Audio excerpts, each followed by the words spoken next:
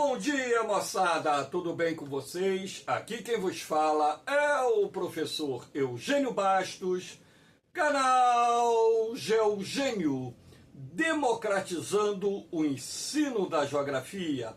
Moçada, vamos fortalecer o canal, se inscrevam no canal, dê aquele like, compartilhe o vídeo e ajude o professor Eugênio Bastos a democratizar o ensino da geografia.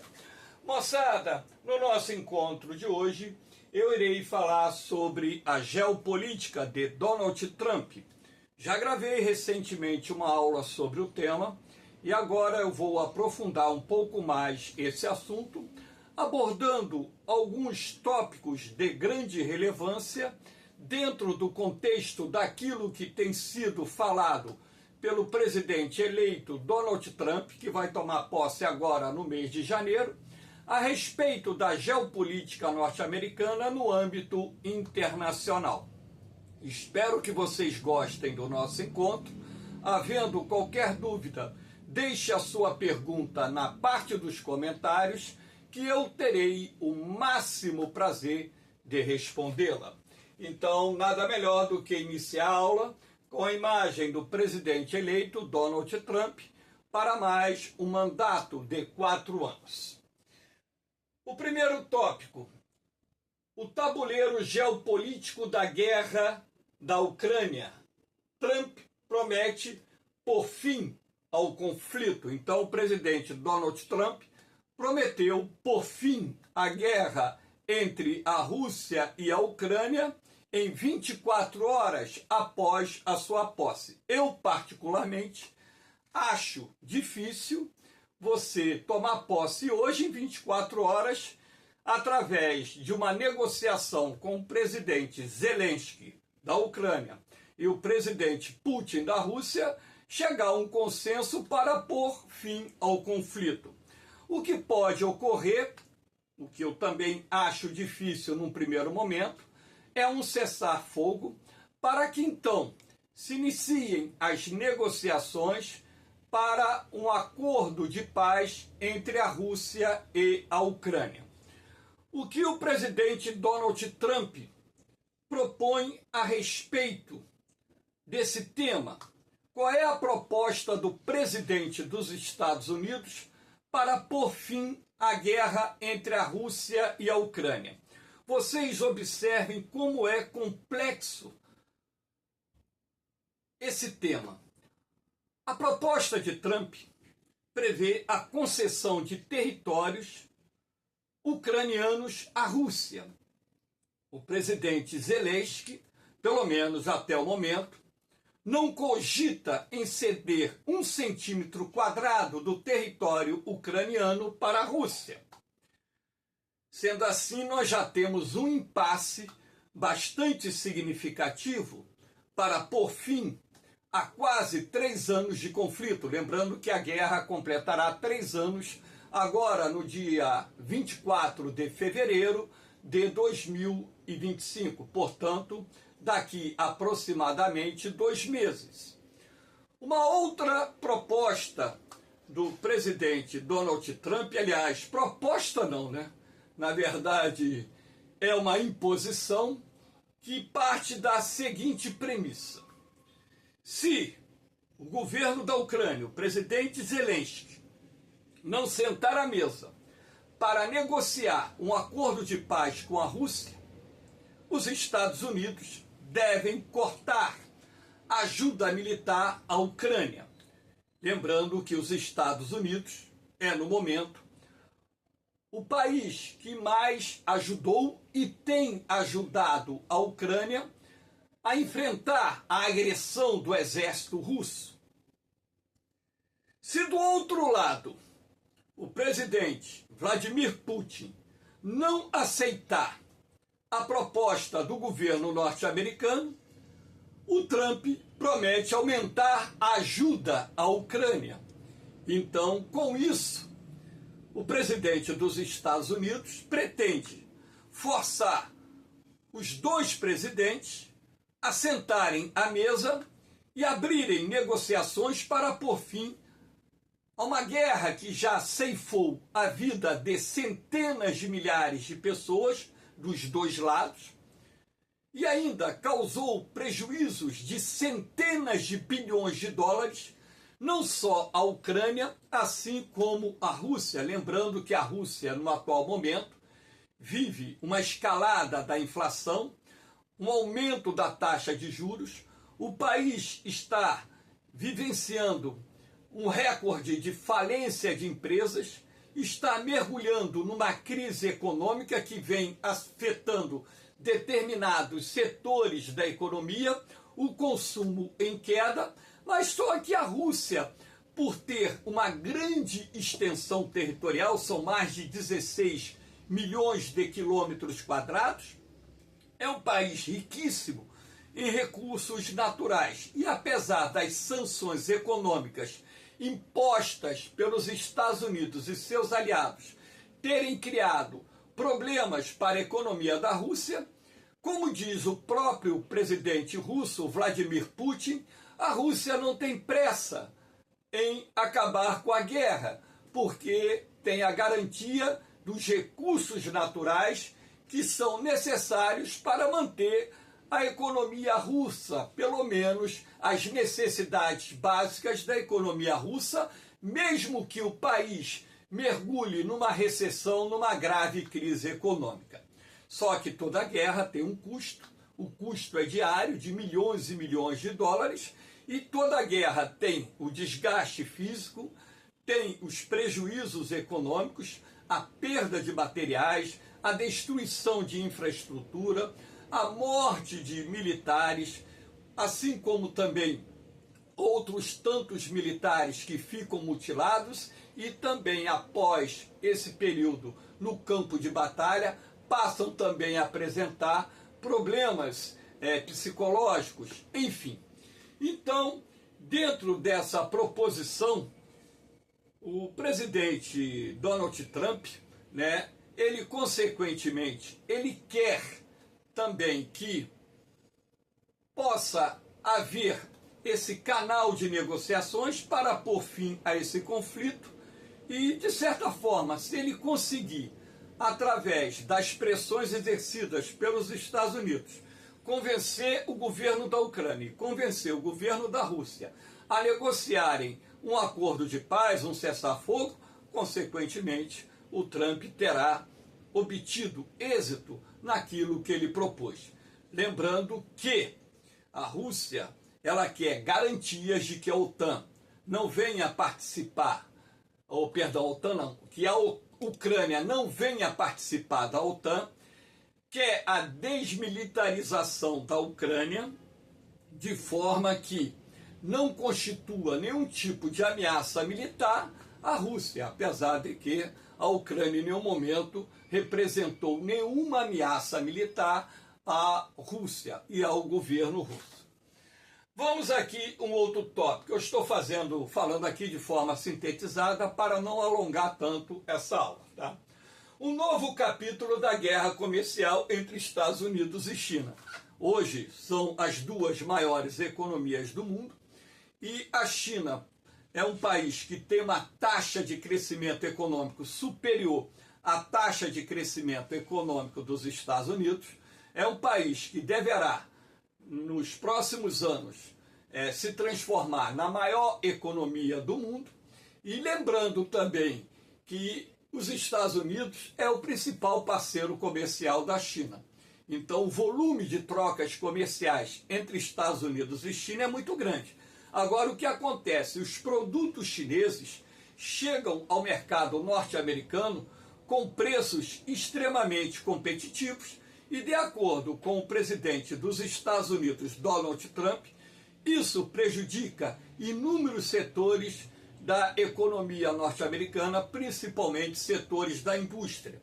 Então, essa guerra comercial, na verdade, ela vai ter um novo capítulo. Eu digo um novo capítulo porque no mandato passado do Trump, os dois países travaram uma guerra comercial muito grande. Então, a possibilidade do recrudescimento dessa guerra comercial com a posse do presidente Donald Trump é muito grande, até mesmo porque nos seus discursos inflamados ele tem defendido as empresas americanas, tem defendido os interesses dos Estados Unidos, e para defender os interesses econômicos norte-americanos, claro que uma das medidas adotadas pelo governo será o protecionismo comercial, e esse protecionismo comercial se dará através das taxas e sobretaxas que irão encarecer os produtos chineses no mercado norte-americano, de forma a proteger os similares produzidos nos Estados Unidos da concorrência dos produtos procedentes da China. Só que essa guerra comercial entre China e Estados Unidos, logicamente, que ela não irá se limitar a esses dois países, terá consequências em outros países, em outros mercados internacionais. Aqui nós temos a retomada da política do reshoring, que é, na verdade, a política que foi adotada no mandato passado do presidente dos Estados Unidos de repatriar as empresas que haviam transferido suas linhas de produção para outros países. Então, aqui nesse mapa, nós temos a China, desse lado aqui os Estados Unidos. Então, vocês podem perceber com muita clareza que essa política do reshoring tem por finalidade a repatriação das empresas norte-americanas que transferiram linhas de produção para a China, onde os custos de produção são menores. E para tal, o que o governo do presidente Donald Trump fez no mandato passado? Aumentou os impostos sobre importações de produtos produzidos também por empresas norte-americanas localizadas na China, de forma a forçá-las a trazer de volta para os Estados Unidos suas linhas de produção, não só com o objetivo de gerar empregos dentro dos Estados Unidos, assim como também elevar a arrecadação de impostos para o governo norte-americano. O próprio presidente Donald Trump falou no passado que empresas norte-americanas devem produzir nos Estados Unidos, gerar empregos nos Estados Unidos, gerar arrecadação de impostos para o governo norte-americano, de forma a consolidar e manter a política de desenvolvimento econômico e geração de empregos do governo norte-americano, do governo do presidente Donald Trump. Essa imagem, portanto, retrata a repatriação de empresas norte-americanas sediadas na China. Lembrando que o reshoring também ocorre com empresas procedentes em outros países do mundo que retornaram com as suas unidades de produção para os Estados Unidos. De certa forma, isso acabou implicando na queda do PIB chinês, queda que eu digo, na queda do ritmo de crescimento do PIB chinês, e sendo assim, essa política traçada pelo governo do presidente Donald Trump também tem por objetivo frear esse crescimento econômico da China, que por sua vez também financia a expansão do poderio bélico chinês, que constitui a cada ano uma ameaça cada vez maior aos interesses dos Estados Unidos e à supremacia militar dos Estados Unidos no mundo. Aqui nós temos: Trump ameaça taxar produtos procedentes do BRICS em até 100% caso adotem uma moeda que substitua o dólar. Isso o presidente eleito dos Estados Unidos falou semanas atrás e vem reiterando essa posição. Lembrando que o BRICS não é um bloco econômico, e sim um grupo formado por países emergentes que tem na sua composição inicial a China, Índia, Rússia, África do Sul e Brasil, e que posteriormente, a partir de 2023, novos países passaram a aderir ao BRICS. Então, o que acontece? Hoje se estuda a possibilidade futura, não de imediato, né? Quando a gente fala uma possibilidade futura, não é no próximo ano, não é em 2026, 27, talvez daqui a 10, 15, 20 anos, que o BRICS adote uma moeda própria para as suas transações comerciais e demais transações econômicas. Só que o presidente Donald Trump, ele promoveu uma ameaça muito dura de taxar os produtos procedentes dos BRICS em até 100%, caso os governos desses países levem adiante esse projeto de criação de uma moeda comum entre os países do grupo ou adotem uma moeda em substituição ao dólar. Ou seja, isso é uma pressão econômica muito grande. Você pega, por exemplo, a China, que tem os Estados Unidos como principal parceiro comercial.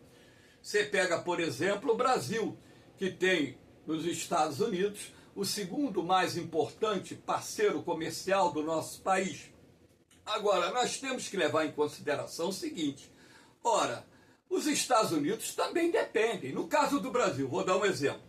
A balança comercial Brasil-Estados Unidos é favorável aos norte-americanos. O Brasil tem um déficit comercial com os Estados Unidos. Mesmo que pequeno, ele tem um déficit comercial com os Estados Unidos.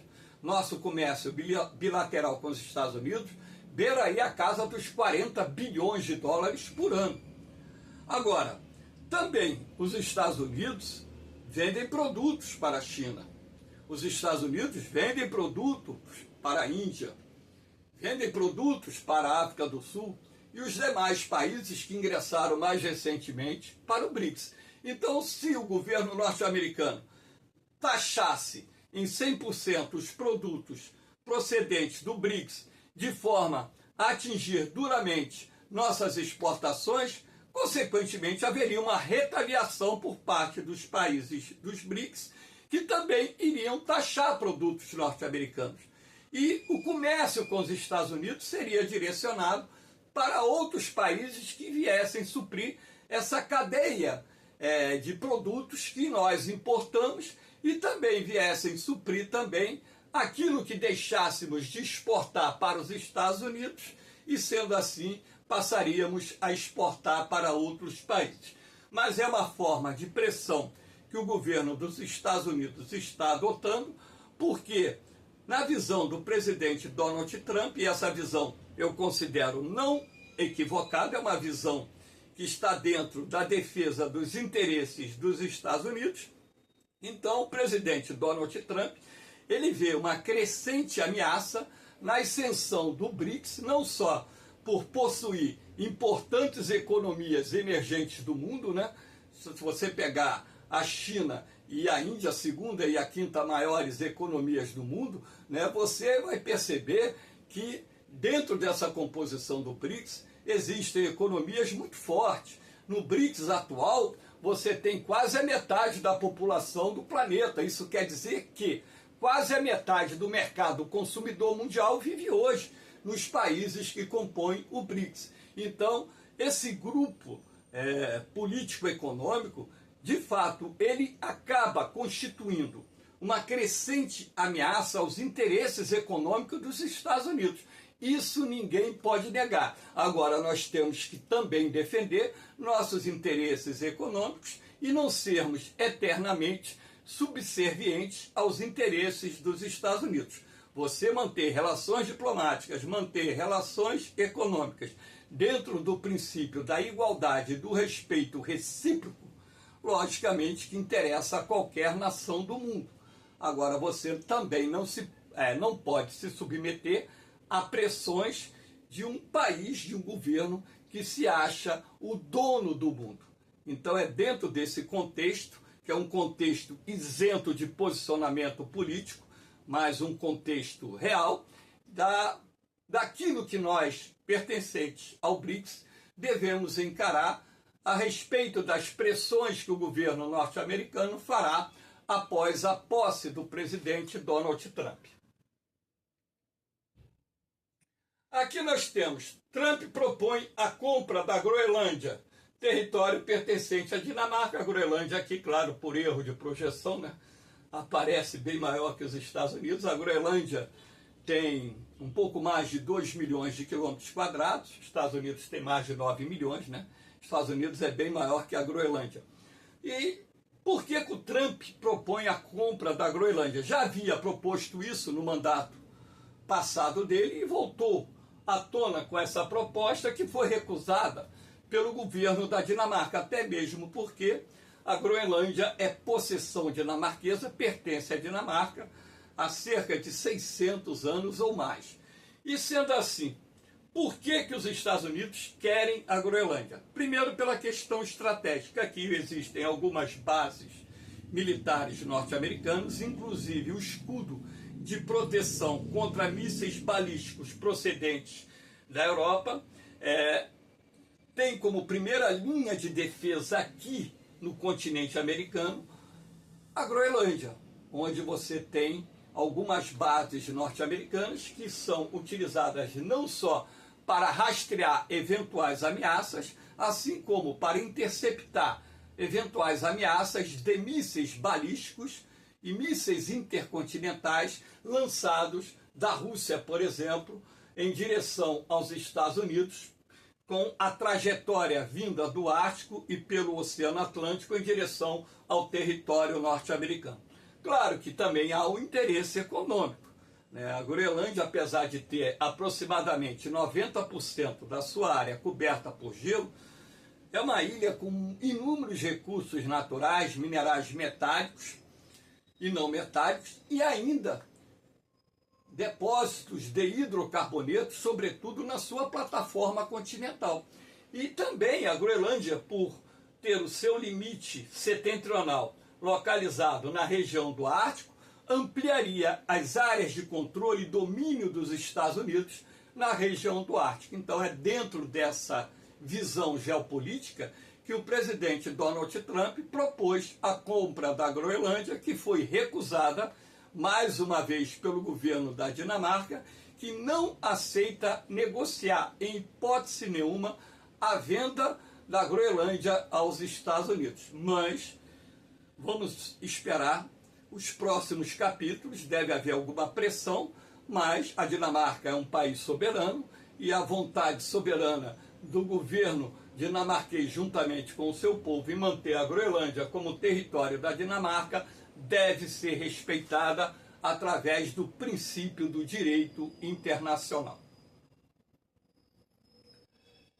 Trump aplicará novas sanções econômicas contra a Venezuela. Nós temos que lembrar o seguinte: no governo passado do Donald Trump, os Estados Unidos endureceram as sanções econômicas contra a Venezuela. Mas, apesar do cenário político não ter se alterado na Venezuela, inclusive o presidente Nicolás Maduro deu um golpe, ninguém pode negar, né? Porque as atas das eleições presidenciais não foram apresentadas nesse ano. Consequentemente, ele foi derrotado para o candidato da oposição, só que ele detém o controle das Forças Armadas e se manteve no poder. Então, isso por si só já seria mais do que suficiente para endurecer as sanções econômicas contra a Venezuela. Mas por que o Joe Biden não fez isso? E provavelmente o Trump não o fará. Eu estou colocando no campo da hipótese, que fique bem claro. De repente ele toma posse no dia 20 de janeiro e dia 21 aplica sanções duríssimas para estrangular a economia da Venezuela, ou pode determinar até o cerco naval à Venezuela para inibir, né, a entrada de armas no país, enfim. Mas nós temos que levar em consideração que o petróleo que sai da Venezuela é muito barato. E a Venezuela detém as maiores reservas internacionais de petróleo do mundo. São mais de 200 bilhões de barris de petróleo. Então, depois da Venezuela, é a Arábia Saudita, lá no Oriente Médio, que tem uma reserva de petróleo até próxima à reserva da Venezuela. Então, a proximidade da Venezuela com os Estados Unidos, o baixo preço do petróleo venezuelano, atende os interesses econômicos da indústria norte-americana, da economia norte-americana. Então, dentro desse contexto, Eu acredito que a política do Trump em relação ao governo do presidente Nicolás Maduro será aquela de morde-sopra. Morde-sopra. Ou seja, aperta, impõe pressão, mas ao mesmo tempo negocia o aumento, de repente, das compras de petróleo da Venezuela, até mesmo porque a proximidade dos dois países, estrategicamente falando, é importante em função de ter uma rota segura de suprimento de petróleo. E lembrando que os Estados Unidos é o maior consumidor de petróleo do mundo, apesar de ser também um dos maiores produtores mundiais de petróleo. Então, eu não acredito. Pode até acontecer, eu estar errado, eu não sou dono da verdade, eu não sou dono da razão. Pode ser até que os Estados Unidos façam uma intervenção militar na Venezuela? Pode. Mas eu acho pouco provável, porque já pelo governo passado do presidente Donald Trump, nós percebemos que a geopolítica dos Estados Unidos é aquela geopolítica de pressão para colocar o outro governo na parede, para abrir canais de negociações que atendam os interesses dos Estados Unidos.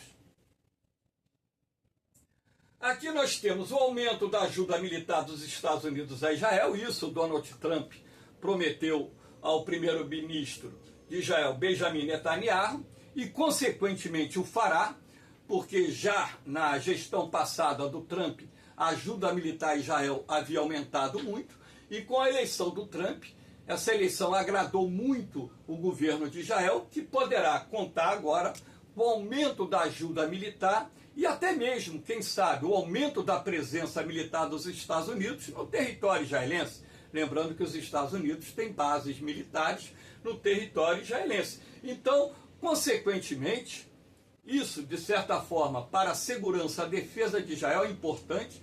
Lembrando que Israel, entre os aliados que os Estados Unidos possuem lá no Oriente Médio, é aquele mais confiável, razão pela qual o governo norte-americano do presidente Donald Trump dará uma grande atenção, não só através de ajuda econômica, assim como ajuda militar, ao governo de Israel, para que ele possa enfrentar as eventuais ameaças dos grupos extremistas e países que têm governos fundamentalistas islâmicos que pregam a destruição de Israel. Aqui nós temos, o governo Trump deve aumentar as sanções econômicas ao Irã. De certa forma, eu acredito que sim. De acordo com analistas políticos, esses analistas vêm de encontro àquilo que eu já tinha falado ao longo desse ano, no mês de outubro, novembro, eu já tinha comentado a respeito disso, não aqui no canal, mas em sala de aula com meus alunos, que as pressões dos Estados Unidos junto ao Irã, que é um país que formou o eixo da resistência contra os interesses políticos, econômicos e militares dos Estados Unidos no Oriente Médio. Então, essa pressão que o governo dos Estados Unidos fará ao Irã deve aumentar, inclusive, o aumento das sanções econômicas de forma a agravar a atual crise econômica que o Irã está enfrentando. Isso também tem por objetivo, não só agravar essa crise econômica, mas também promover o isolamento, vamos dizer, político do Irã no Oriente Médio. É uma outra proposta, um outro objetivo do governo norte-americano, aumentar esse isolamento político do Irã, de forma a forçar o governo iraniano a negociar um acordo com os Estados Unidos e seus aliados para levantar as sanções econômicas, aceitando determinadas imposições, inclusive no que diz respeito ao avanço, o andamento do programa nuclear iraniano, que está muito próximo de produzir uma bomba atômica. Então, é dentro desse contexto, lembrando que o Irã é visto pelos Estados Unidos, e com toda razão, essa visão é coerente, é correta, como financiador de grupos extremistas e governos fundamentalistas islâmicos que pregam a destruição do Estado de Israel. Portanto, o Irã é acusado de financiar o terrorismo internacional, e isso não é de hoje, né? Isso já é de muito tempo. Década de 90, o presidente Bush já acusava o Irã de ser pertencente ao eixo do mal e um dos principais financiadores do terrorismo internacional, e ninguém, no seu bom senso, seja ele de direita, de centro ou de esquerda, vai dizer que o Irã não financia o terrorismo internacional, porque financia.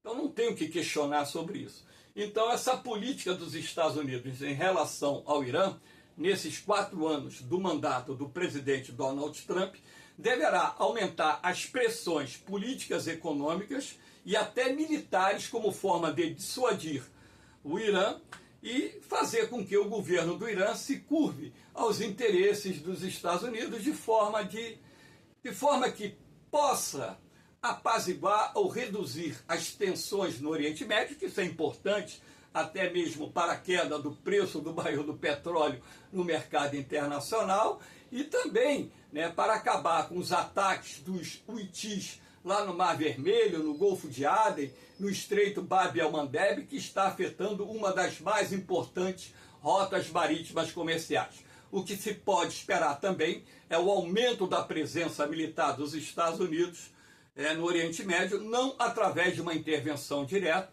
mas o aumento da presença militar como forma de pressionar o governo do Irã a aceitar as imposições do governo norte-americano.